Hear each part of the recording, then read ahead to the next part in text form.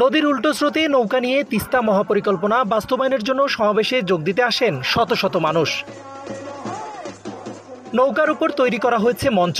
এরপর সমাবেশের শুরুতেই তিস্তাপাড়ের মানুষের লাঠি খেলা। তিস্তা বাঁচাও নদী বাঁচাও সংগ্রাম পরিষদের উদ্যোগে এই সমাবেশকে ঘিরে নদী এবং সড়ক পথে ব্যানার ফেস্টুন নিয়ে অংশ নেন নদী আন্দোলনের নেতাকর্মীরা।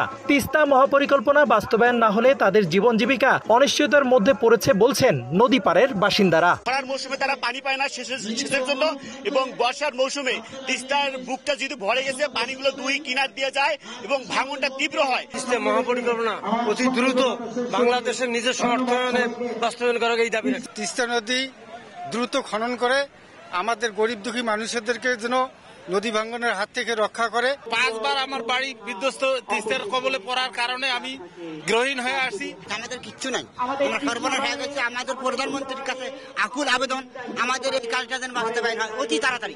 নগদের কাছে সব গ্রাহকই প্রিয়, তাই তো সারা দেশে ক্যাশ আউট চার্জ সবচেয়ে কম। এদিকে চীন ভারত নয়, নিজের টাকায় তিস্তা খননের দাবি নদী আন্দোলনের নেতাদের। মাননীয় প্রধানমন্ত্রী 12 জুন পার্লামেন্টে বলেছেন চীনের কাছে এটা দিবেন, অর্থায়নের জন্য দিবেন। আমরা সেই ক্ষেত্রে বলেছি এখানে যদি কেউ প্রতিবন্ধকতা সৃষ্টি করে তিস্তা কর্তৃপক্ষ গঠন করে নিজস্ব অর্থায়নে তিস্তা মহাপরিকল্পনা বাস্তবায়ন করতে হবে। মাননীয় প্রধানমন্ত্রী, আপনি চীনে যাচ্ছেন, চীন থেকে এসে যদি আপনারা সমঝোতা আনতে না পারেন তাহলে আমরা বলবো নিজস্ব অর্থায়নে এক্ষুনি আমাদের কাজ শুরু করতে হবে। তিস্তাপাড়ের প্রায় 20,000 মানুষ এই সমাবেশে অংশ নেন। রেদওয়ান হিমেল, সময় সংবাদ, রংপুর।